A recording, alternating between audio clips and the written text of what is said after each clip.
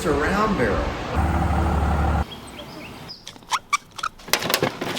Give it a little. Oh!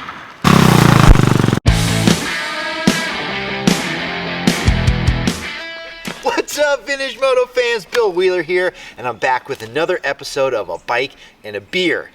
Last week, if you missed that one, I went through the story of how this BSA and also a 1967 Mark III Spitfire got into our hands. It's cool. You get to see my dad's collection in that video also, so make sure you go back and check that one out if you missed it. But this week, we're focusing on one of those two bikes, which is a 1966 BSA 441 Victor. This is easily one of BSA's most notorious and well-recognized bikes, and it's usually because of the reputation that it has for kicking back while you're kickstarting it. If you had the opportunity to throw your leg over one of these in the 60s, you probably experienced that for yourself. These things have a lot of compression, it's a fairly big single-cylinder motor, and there's definitely a process you have to go through to start this bike without getting kicked in the teeth. We're going to be going over this specific bike in depth. We're going to go over the history of this model, and I'm also going to be doing a few modifications here to bring this thing back to very close to stock. It's a wonderful example, and I really want to do it justice. But before we do all that, we're missing something. We need a cold beer in our hands, so let me go grab one. All right, now we're talking. Set that there. And you can see why I picked this beer for this week. This is called Radler Yuzu. It's by the brewery, spelled a little bit differently, B-R-U-E-R-Y, which I'm assuming is because the founder is named Patrick Rue. So I think he put his name in there, which is quite clever. Now I picked this bike for the color, and also because I saw the back and I saw the words kickback, which reminded me of this bike. And now, of course, they mean it in a different sense. They're telling you to kick back, relax, and enjoy this rad fusion of flavors, but I'm going to interpret it how I want to. And I don't know what the heck a yuzu was before I bought this beer, but apparently it's an East Asian citrus fruit. So I'm expecting a light, citrusy beer here. It's a lager. Let's open it up and see what it tastes like. And we can see what it looks like, too. It's almost the same color as the can and the bike. All right, time to take a sip of this wonderful concoction. Ooh, it's light and citrusy, but not too much citrus, actually. Oh, I could drink that in one pull. Man, that's good. All right, so BSA made 441 Victors from 1966 to 1970, making this a first-year model, which is always super exciting to find. And these bikes were born out of motocross. It's basically a B40, which was BSA's 350cc model with a longer stroke. They increased it from 79 millimeters to 90 millimeters. It actually has the same bore as the 350 of 79 millimeters. But in the 60s, Jeff Smith, who was a BSA factory racer, he raced the bumped up 441 motor in the back end of the 1964 season and ended up taking home the 500 World Championship on a 441. He defended the title in 1965, winning over 6 Grand Prix. Now, of course, that was a factory bike, so it was a little bit different than this, but this bike was basically the production version alongside the GP model, which was even closer to the factory model. It had a Reynolds oil and frame, 20-inch front rim, had a little bit different tank with a flat bottom. Obviously, it had a solo seat, which was set back about 4 inches. But this was a little bit more practical. It came with a headlight and taillight, as you see, so you could actually ride it on the street. But this being a first-year model, this also would have actually had a solo seat, which I'm going to correct. This dual seat would come the following year in 1967. From there on out. You'll also notice the round barrel. These early models are commonly referred to as round barrels. That's because in 1968 they got a square barrel, which is actually a little bit better for cooling, but it's not as cool. It's just not. I think we can all agree on that. There was also a road model called a Victor Roadster, or later a Shooting Star, which was the full road going model that had fiberglass tank and fiberglass oil bag. Now, there's a fair amount of 441s out there, but a lot of them are cut up, severely altered, repainted, or dented tanks and that kind of thing. This one has the primary components that make me want to bring it back to stock. First of which is the original factory paint. I'll be able to clean this up a little bit and retain the patina that this bike has earned. It also has the factory wheels. Those are Dunlop steel rims, 18 rear, 19 front with the appropriate hubs. It actually has the correct airbox cover on this side. It's missing the internal fiberglass housing and factory air filter, but I've been lucky enough to find one of those on eBay. It also has the factory headlight and speedometer. I believe these are the original fenders, and it has the original exhaust system. And obviously this is a matching numbers bike, which is very important for its value. So those are all the things that I love about this bike that want to make me bring it back to just a stock example. The things that need to change on this bike are, one, these handlebars, which are pretty atrocious. This carburetor, it's currently sporting a Mikuni on here, which in my opinion is sacrilege. So that's gonna come off and it's gonna be replaced with an Amel monoblock. The 66 models actually had a monoblock on there. It's kind of a rare one. It's got an 1 5/32 bore, which my friend Greg helped me figure out. Greg's an amazing friend and wonderful resource. And here's the 441 and the vintage dealer advertisement that I found and delivered to him a few years back.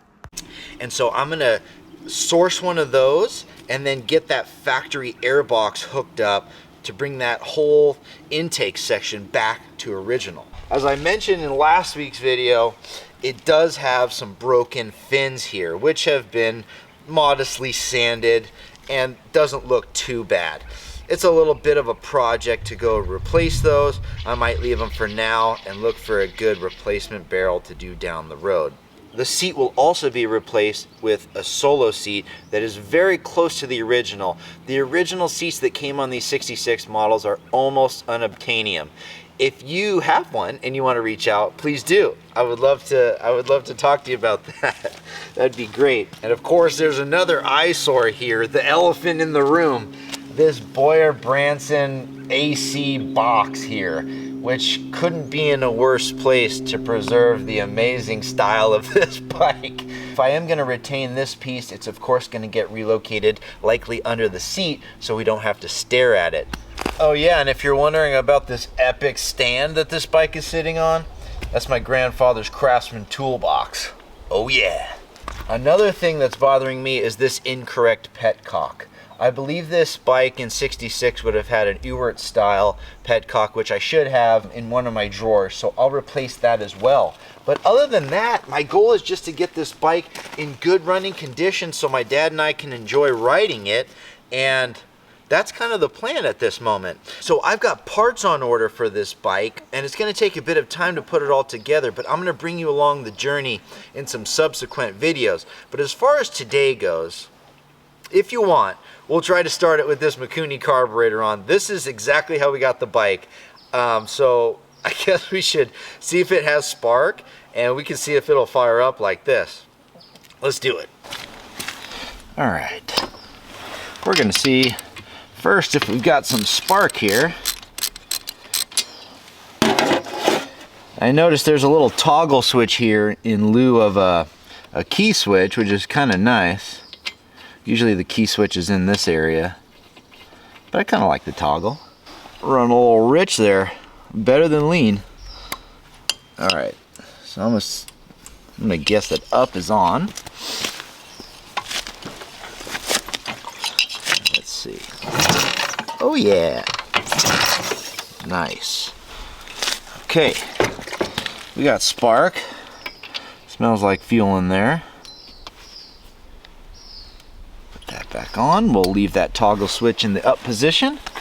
We'll go ahead and turn on this petcock, which will be replaced, and we'll go ahead and put the choke on. Suppose it'd be wise to check for oil too, huh? Let me go get a flashlight.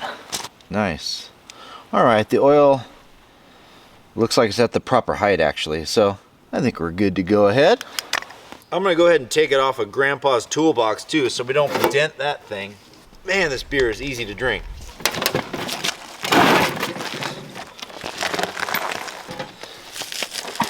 Okay, so We can go over most of the starting procedure here. It'll be a little different when we get that AMO carburetor on.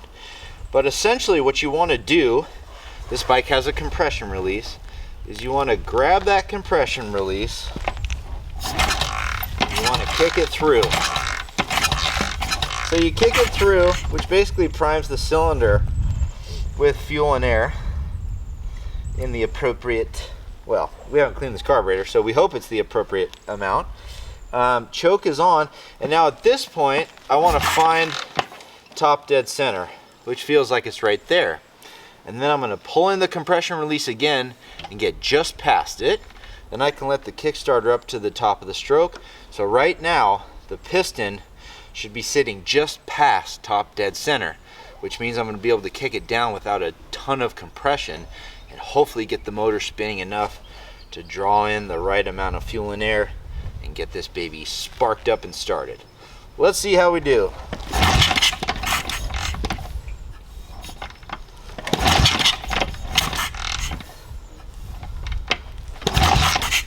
Let's try no choke.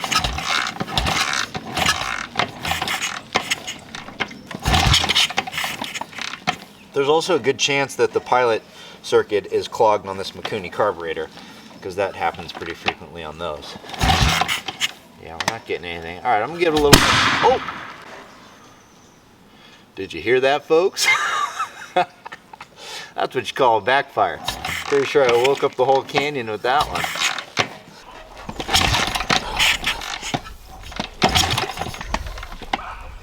Well, tell you what, I have no plans on keeping this carburetor, but I also have no plans of being defeated today. So let's pop the bottom of that carb off, check that pilot circuit, see if we can get it cleaned out, see if we can get this thing fired up today. So we'll just loosen up this hose clamp. That's all we need to get that off. Oops, I should turn the gas off probably. We'll take off the float bowl. There goes the Sudco sticker.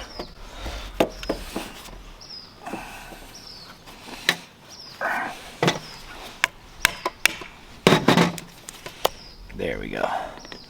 Just needed a little tap. Which one of these style? Yeah, with those free floating floats. All right. So the pilot jet's going to be right in there. And we'll just take a small flathead.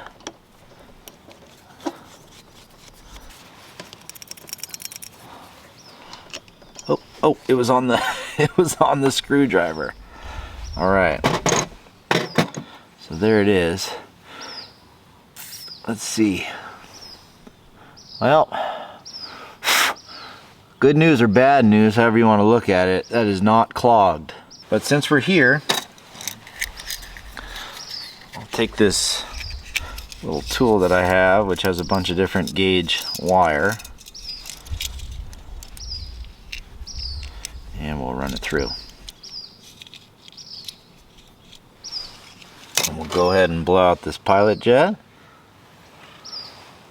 While this is off, I'm going to blow out some debris in there because I do see some.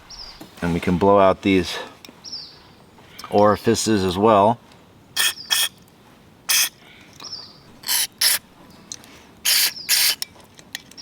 Put that back in. Float needle looks like it's moving well.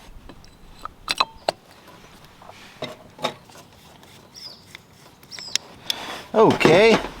We can put this back on and see if we're any better off. Okay, let's try this again. Oh yeah.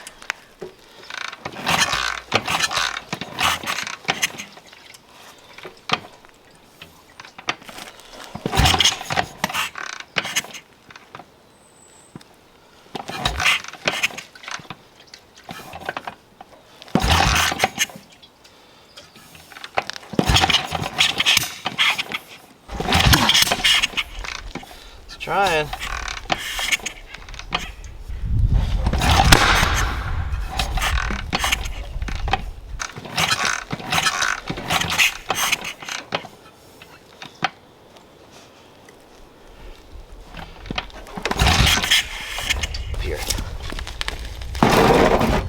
Is it being a 441?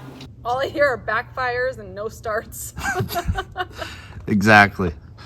So before I try starting it again, I've got the spark plug out.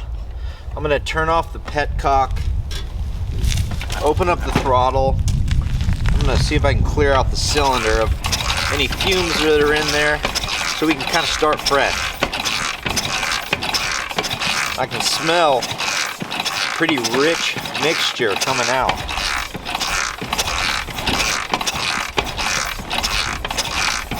Okay, that should be helpful.